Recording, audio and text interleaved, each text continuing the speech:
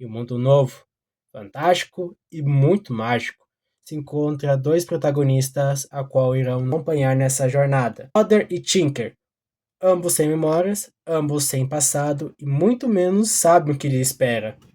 Mas ambos têm o mesmo objetivo: salvar a irmã de Odder, pois é a única coisa que eles têm para fazer. Então, vagando por esse mundo cheio de tantas coisas irreais e também excentricamente fantásticas, não se sabe o que pode esperar. Meu nome é Peixe Espada e a minha história é Um Conto do Outro. Bom, a minha, como já percebeu, alta fantasia, mundo mágico e também um simples objetivo, porém que tem em grandíssima parte muitas histórias paralelas. É um conto assim como o outro. Um, uma simples aventura com muitos personagens e principalmente muita história para contar. Meu primeiro capítulo irá lançar. Espero que você me acompanhe nele, pois estou ansioso, pois é minha primeira grande história. Você vai poder achar ele em qualquer lugar. Qualquer coisa, eu aviso. Jovens Bruxas é um clássico cult dos anos 90, conhecido por sua abordagem inovadora, misturando magia e temas como colegial e juventude. Conquistou uma legião de fãs por se tratar de adolescentes lidando com seus problemas de adolescente e misturando um mundo fantástico no meio. O filme conseguiu equilibrar o místico e real de uma forma impactante, oferecendo camadas mais profundas e emocionais de conflitos sociais. Pena que não podemos dizer a mesma coisa em sua sequência.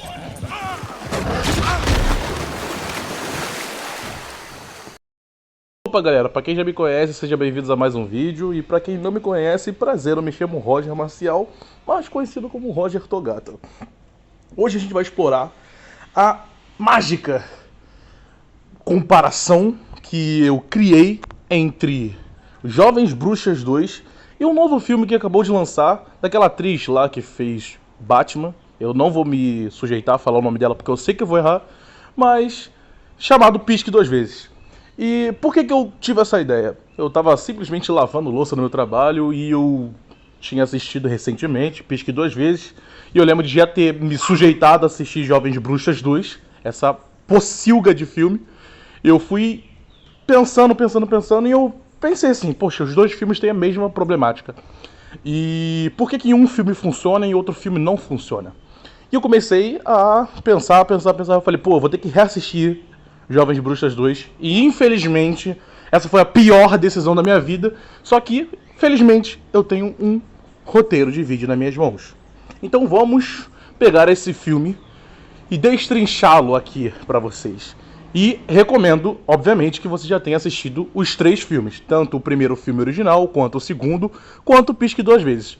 Agora, se você já assistiu ou não liga para spoilers, venha nessa jornada onde eu vou demonstrar a minha raiva com roteiros ridículos. Obviamente eu não posso começar o vídeo sem antes falar do primeiro filme, né? Um primeiro filme que foi... Cara, eu vi quando criança esse filme e eu não entendia muito bem as coisas, então tipo, eu fui me forçado a rever ele novamente quando adulto e eu fui entendendo melhor as coisas, como que esse filme é incrível, porque primeiramente eu acho que ele não é um filme datado, eu acho que ele foi um filme muito bem, que envelheceu muito bem, e é um filme que sabe explorar as questões sociais, as questões humanas, porque são pessoas ali, que são pessoas que passam por abuso, que passam por problemas de bullying, problemas de... Como o caso da menina, ela é pobre, está numa situação social ridícula. Essas questões são muito bem retratadas em um filme de magia, né? E isso é um ponto muito positivo para o primeiro filme. Uma coisa que o primeiro filme aborda bem, que também é um pouco abordado em Pisque Duas Vezes, é a questão da rivalidade feminina. O que muitos filmes de empoderamento feminino tentam esconder é que existe uma rivalidade feminina muito grande, por diversos motivos.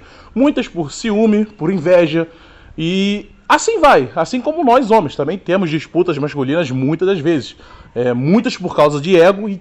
Mano, a gente não esconde isso, a gente sabe que masculinidade é assim, né? A gente não pode ver um cara mais forte que a gente quer disputar força com ele, a gente não pode ver um cara que bebe mais que a gente quer beber mais do que ele. É assim, a nossa natureza é assim. Só que o que esses filmes feministas de empoderamento tentam fazer é esconder essas partes que tem isso. E eu não acho que um filme que tente tratar a realidade tem que esconder isso. Se você quer retratar a realidade, você tem que mostrar isso. Ah, mas o meu foco é mostrar, na verdade, a união feminina. Mas a melhor forma de você fazer uma crítica social de união é primeiro mostrar o que a desunião faz. Que é o que Pisque duas vezes faz. Eles começam tratando uma relação de desunião com uma protagonista com a outra menina lá, e depois no final do filme elas viram amigas e se unem, e só por causa dessa união elas conseguem vencer o que estava acontecendo ali. Isso é incrível, mas isso só aconteceu porque eles não tiveram medo de mostrar que a rivalidade feminina existe, tá ligado? Assim como no primeiro filme de Jovens Bruxas. Jovens Bruxas tem um filme que elas são amigas durante o filme inteiro, e devido ao poder maior da outra menina e também a paixão que a outra menina estava tendo no filme, gerou uma inveja e um ciúme na outra menina que quis ter um embate com ela. Ela ficou com inveja dessa menina. E isso acontece, isso é realidade. E por esses motivos, eu acredito que o primeiro filme seja excelente, seja intocável, tá ligado? Agora, vamos virar pro segundo e a gente vai entender o porquê que, esquecendo disso, fica um filme fraco. Parece uma história, tipo, que foi feita às pressas. A cena inicial do filme começa com o coven de bruxas, com 3 meninas, que é a menina negra, a menina sem personalidade, que tenta ser a good vibes, e a menina que é trans. E por que eu mencionei assim? Porque eu não sei nem o nome delas, eu não vou nem querer pesquisar, porque elas são tão sem personalidade como uma porta, só não consegue ser melhor do que a protagonista, e esse é o meu ponto primeiro negativo, a protagonista. Eu já conheço essa atriz, eu já tinha visto ela em outro filme, e em outro filme ela era menor ainda, ela era criança, e é incrível como ela criança consegue ter um carisma maior do que ela adulta, né? Com uma técnica muito maior de atuação do que ela adulta, e vejamos, ela criança não tem quase nenhuma fala. Nesse filme ela é a protagonista, e ela não consegue passar essa imagem que ela é a protagonista. Ponto negativo. Mas por que eu também mencionei justamente elas serem negras e trans? Porque esse é um dos poucos pontos positivos do filme. Sim, a representatividade. Ah, mas você é nerdola, não sei o que, não sei o que lá. Gente, olha só, entenda uma coisa. Quando a representatividade é bem feita, a gente não tem por que reclamar, sabe? O que a gente reclama é a representatividade forçada. Eu sou uma pessoa negra. O que eu adoraria era ter filmes com mais temáticas negras, filmes com o mundo negro sendo apresentado. Só que, por que eu reclamo? Porque eles não querem fazer o mundo negro sendo representado. Eles querem pegar o mundo branco e querem pintar eles de negro. Isso é duas coisas erradas. Por quê? Porque tá esquecendo a nossa cultura e tá jogando a gente na cultura que não é nossa. Tá ligado? E isso é 2 vezes desrespeitoso. Eu prefiro 1000 vezes que eles peguem um personagem do zero e montem ele com uma história background negra, do que pegar um personagem branco com background de cultura branca e pintar ele de negro. Mas aqui nesse filme, elas não são reduzidas a personagem negra e nem personagem trans. Elas são reduzidas a personagens. E isso que os filmes também esquecem de fazer, que é humanizar os seus personagens. Eles são tipo uma figura caricata do que aquilo que eles querem representar. Como nesse filme também tem uma figura caricata, mas não é com as meninas. Então não é o ponto negativo que eu quero tocar. O ponto positivo que eu quero tocar é que não ficam usando o fato da menina ser negra toda hora e não ficam usando o fato da menina ser trans toda hora, que é o que muitos filmes fazem. Esse filme aqui esquece isso. Elas são seres humanos e tratam elas como seres humanos, mulheres. E pronto, é isso que elas são. Tá ligado? É o que muitos filmes esquecem. Não reduzem elas a um simples rótulo. Tanto que a própria atriz trans do filme disse que isso foi um ponto positivo, porque não ficou tocando no assunto da sexualidade dela o tempo todo. E, mano, as pessoas sabem que isso enche o saco. Isso não é legal. As próprias pessoas se sentem incomodadas. Então, quando o próprio filme que contratou a atriz respeita isso é incrível. Isso sim é representatividade. Tá ligado? Não é usar a imagem e a causa da pessoa pra poder empurrar uma imagem e ganhar dinheiro em cima. Porque esse é a finalidade das pessoas que estão fazendo filmes, empresários. Eles querem ganhar dinheiro, eles não querem agradar vocês. Eles querem dinheiro. Por isso que eu digo, esse filme aqui é horrível, porque ele não foi feito com a missão de fazer o que o primeiro filme fez. Ele foi feito com a missão de sugar o que o primeiro filme fez, extrair e ganhar dinheiro em cima disso. E a gente vê como E a gente vê o resultado disso logo nas primeiras cenas. Que parece a nossa protagonista, a Lily. É a única que eu vou lembrar o nome, assim. A Lily e o padrasto dela eu vou lembrar o nome. Mas ela aparece e a gente já vê a personalidade dela sendo horrivelmente desenvolvida ali. E uma das coisas extremamente negativas desse filme é os cortes bruscos que esse filme dá. Ah, tá uma cena com ela conversando com a mãe, e depois, pá, já tá elas na casa com o padrasto, e pá, já tá o padrasto aparecendo. E, mano, desse início de filme eu só tenho a comentar uma coisa, uma pequena coisa, que é, essa porcaria de filme apresenta duas coisas pra gente. A Lily tirando foto com uma câmera antiga da casa e uma cobra aparecendo. Essa foto com a câmera antiga e a Lily ter uma paixão por câmeras antigas ou ser fotógrafa nunca mais vai aparecer no filme. E aí é o ponto positivo, é o ponto negativo que eu venho falando há muito tempo, que é, se você for apresentar uma coisa que, se você tirar do filme não vai fazer diferença alguma, então não apresente essa coisa. Porque essa coisa não volta. Não volta nada de relacionado à fotografia e nem com paixão de colecionar coisas antigas pela Lily. Simplesmente é uma cena jogada. Essa cena não faz o menor sentido. Tá ligado? É só pra mostrar o desconforto que a Lily tem com o padrasto. Mas essa cena já foi mostrada quando o padrasto aparece. Porque, vamos supor, aparece a porcaria da cobra, do nada, uma cobra no chão, e aí aparece o padrasto. A simbologia de cobra é o quê? Que a gente não confia, coisa de traíra, venenosa, coisas assim. Então você colocando uma cobra e logo depois colocando o padrasto, você já entrega pra gente que o padrasto não é confiável, que o padrasto é um traíra. E completando essa cena, quando o padrasto abraça a Lily, ela sente um enorme desconforto. Dá pra ver na cara dela que ela está desconfortável. Então, tipo assim, não precisa ter mais complemento dessa imagem pra gente entender que a problemática central do filme é essa relação aqui. Tá ligado? A gente entende logo de começo que a problemática do filme é este cara e a relação com ela, a mãe e a Lily. Entendeu? Só por essa cena inicial. Ou seja, de começo, em menos de 10 minutos de filme, já é entregado tudo o que vai acontecer pra você. E esse é um ponto muito, muito horrível. Porque voltando para Pisque Duas Vezes, como eu falei, Pisque Duas Vezes é um filme que trata a mesma coisa. Ambos filmes são filmes que falam sobre masculinidade tóxica, machismo e como que a mulher é reduzida a nada, apenas a objetos para esses homens. Basicamente isso. Só que por que em Pisque Duas Vezes funciona?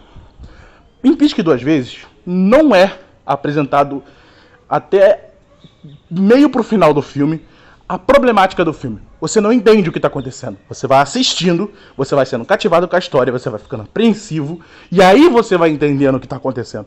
Esse filme faz o contrário, esse filme já te entrega de início o que vai acontecer. E tipo, tira a magia do mistério. Porque se o filme carrega mistério no nome, como é que vai ter mistério de verdade se ele já te entregou o que é o plot do filme nos primeiros minutos iniciais?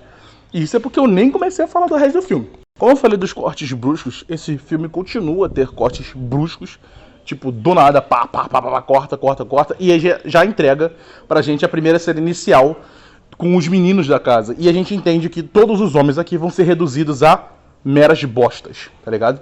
Vão ser reduzidas a meros nadas, meros babacas, são os mais aceitáveis, assim, são os mais novos, que são os mais frágeis, dando a entender que aqueles que carregam a masculinidade mais grossa, assim, mais antiga, são os verdadeiros vilões, e aqueles que estão se desconstruindo são os mais aceitáveis, são os homens mais evoluídos, assim podemos se dizer. E esse ponto é reforçado com o personagem do time. Só que o personagem do time eu não vou mencionar.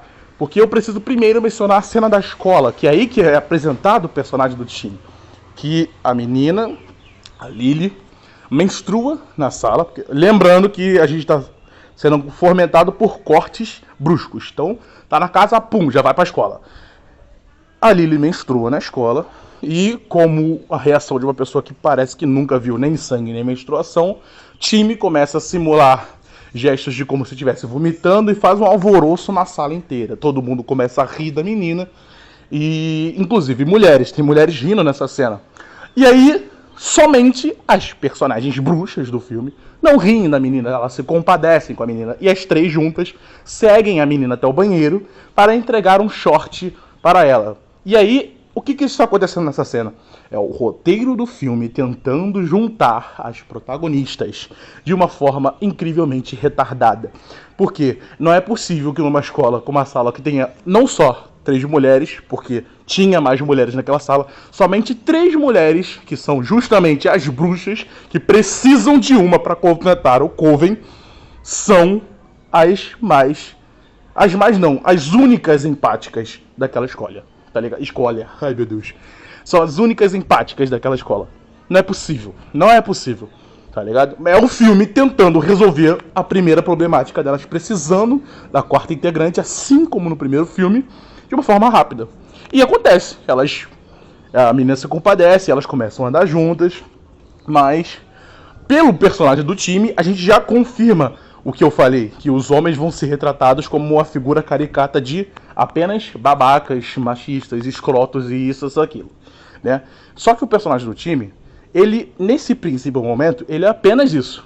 O problema é que o personagem do time é o mais interessante do filme inteiro. E é a única coisa interessante do filme. Pena que quando ele sai do filme, o filme fica sem graça e perde o rumo. Mas vamos voltar para isso.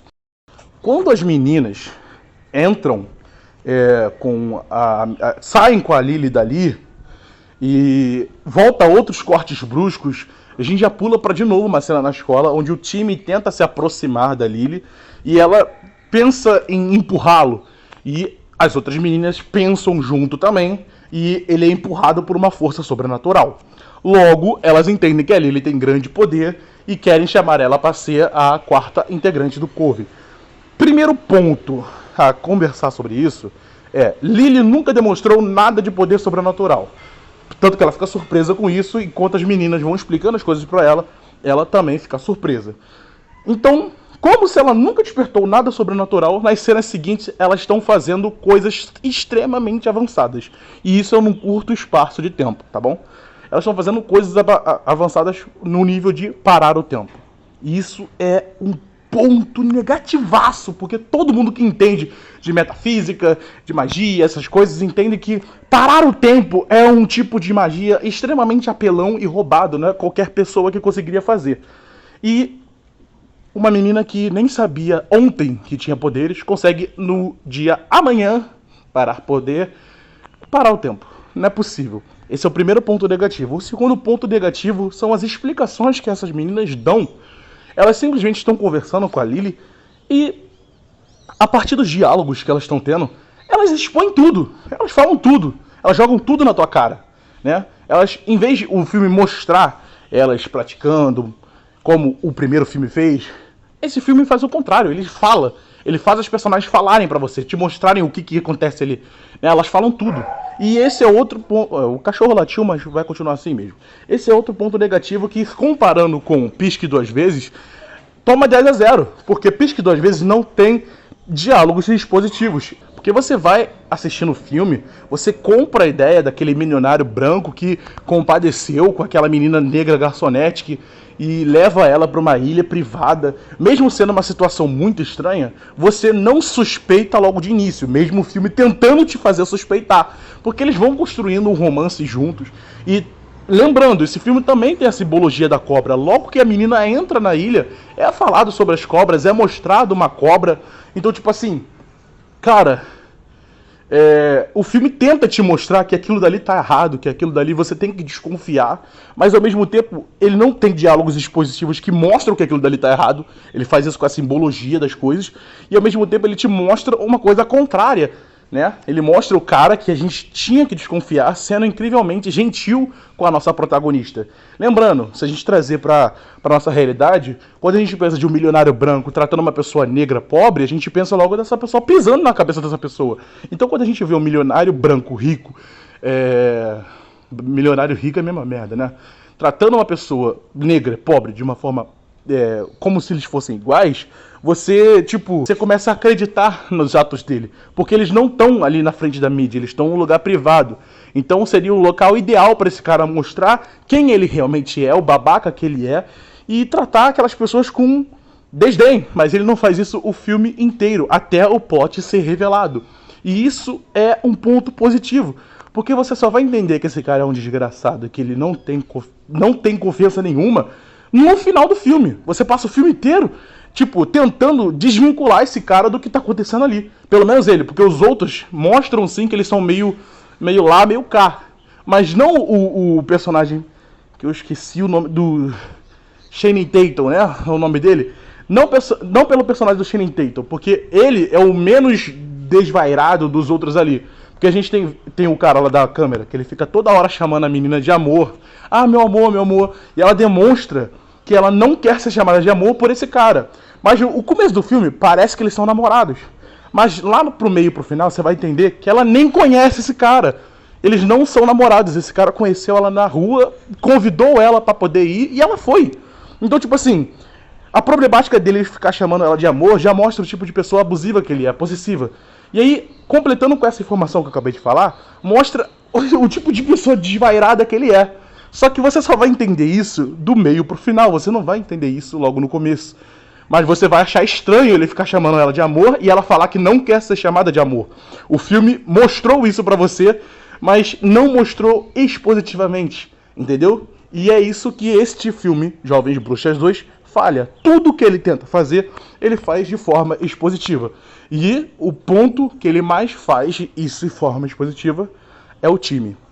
Lembra que eu falei que o time era a coisa mais interessante desse filme? Porque, basicamente, é o time que move essa obra. Quando as meninas veem um time sendo babaca e elas testam os poderes, param o tempo, descobrem que elas são muito poderosas, elas tentam pregar uma peça no time. Elas vão lá e enfeitiçam o time. Quando o time retorna para a escola, tem uma cena que elas falam sobre consentimento no ato sexual, e isso, cara, parece que é um tiro no próprio pé do filme. Por quê? Elas enfeitiçam o time para ele mudar de personalidade e logo em seguida colocam uma cena de consentimento sexual. E isso volta depois no filme. Porque elas moldam. Todo mundo sabe que quando você enfeitiça uma pessoa, você reduz a personalidade da pessoa a uma imagem e semelhança tua sem a permissão dela, né? E depois tá com uma mensagem de consentimento, tá ligado? Só que aí vai contra a empatia que o filme mesmo lançou dessas meninas. Porque se elas fossem as bruxas... Cachorro não cala a boca, mas eu vou ter que continuar. Se elas fossem as bruxas que elas eram no primeiro filme, era entendível elas fazerem isso. Mas o filme empurrou que aqui elas são pessoas empáticas, pessoas humanas, pessoas good vibes. Então por que elas fizeram isso? Se logo depois elas mesmas vão reclamar de terem feito isso e falaram que elas eram irresponsáveis. Mas tudo bem. Vamos voltar para a cena do consentimento. O moleque lá começa a gastar, falar que ela não tinha que dizer não. Repito, os homens novamente sendo reduzidos a babacas. E aí o time, que já tá com a personalidade mudada, simplesmente chega e começa a falar que ele tá sendo babaca, que ele tá deixando as meninas desconfortáveis, e dá um show de macho desconstruído na frente da sala inteira. E as meninas se apaixonam, o time quer fazer uma festa e chama as meninas. E aí a gente vê o time sendo o personagem mais desconstruído possível. Tipo um militante de Twitter. Roger, mas você falou que isso é interessante. Isso é, porque é a parte que move o filme. Boa parte da trama é mostrando o time, mostrando esse lado dele meio esquerdomacho, meio desconstruído. E isso é a parte boa do filme, porque fica muito tempo nisso. O filme perde muito tempo nisso. É um filme adolescente, não tem nada de magia nele, basicamente. Porque fica muito tempo nisso. O filme só vai andar em 55 minutos pra frente. Porque dos 54 minutos pra baixo, é só isso que eu tô te falando, tá ligado? É só isso. O filme poderia ser resumido em 20 minutos, se eu quisesse. Mas eu tô aqui pra esculachar esse filme, e não pra resumir ele. Então, tipo, simplesmente, ele começa a falar, eu gosto da Princess Nokia, não sei o que, as músicas dela é coisa de... Mano, aquele papo de esquerdomacho tentando conquistar feminista, ele faz isso aqui. Só que, tipo, não tentando conquistar ninguém. Ele faz isso aqui porque ele tá enfeitiçado. E aí um ponto negativo pra caramba do filme, que mostra que ele tava tentando reduzir os machos a nada, apenas babacas, é que um personagem enfeitiçado, que tá agindo contra a vontade dele, contra os princípios dele, basicamente, coisas que ele não acredita, ele tem mais personalidade do que a personalidade original dele. Mostrando que a personalidade original dele era simplesmente rotulada como apenas uma coisa. Aqui ele tem muito mais camadas do que ele como personagem normal. Entendeu o problema do filme? Por isso que eu falei que é um tiro no próprio pé. É o filme mostrando a merda que ele fez ali em colocaram um personagem somente para ser uma coisa, mas logo depois eles usam o mesmo personagem para ser outra. Mas esse personagem agora está enfeitiçado. E, seguindo as lógicas básicas, esse personagem não era nem para ter 1/3 da essência do personagem original. Mas ele consegue ser multiplicado por 3 aqui. Porque ele vira realmente um personagem completo ali, com camadas. O time original não. Tá ligado? A única camada que o time original tem é o fato da homossexualidade reprimida. Que o filme apresenta isso depois. Né? Que o filho mais velho do cara lá, do padrasto, ficou com o time e trata a homossexualidade dos dois personagens. Essa é a única camada que esse personagem tem. Só que não é uma camada que é apresentada logo de começo, que deveria. A gente deveria deixar isso explícito, como pelo menos no filho é mostrado. O filho é muito mais na dele, mais quieto, não quer contato com mulher, como é mostrado do personagem. Então, tipo assim, isso pode ser considerado indícios de abusos e a questão dele ter a homossexualidade reprimida. Isso pode representar, mas não tinha no time. O time foi apresentado depois que ele foi enfeitiçado. Então, tipo assim, não pode ser considerado uma camada dele, do personagem original, porque só foi apresentado depois. E esse é um problema. Esse é o maior problema do filme, porque o único personagem interessante do filme tem esse problema. E logo depois, ele morre. Porque, como eu falei, esse filme demora muito para andar. Demora muito mesmo. E aí, quando ele anda, ele corre. Simplesmente, ele corre e tropeça do próprio pé. Por quê? O time, ele tá numa festa de meninas na casa da Lily.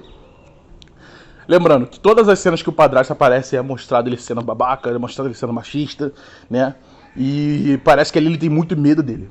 Mas aí, ele tá numa festa lá com as meninas jogando Verdade Desafio. E ele acaba revelando a parada da homossexualidade dele. E depois fica com a Lily, após a Lily, sem querer, se masturbar com o moletom dele. E ele aparecer no quarto dele. Ou seja, ele foi enfeitiçado pra aparecer ali.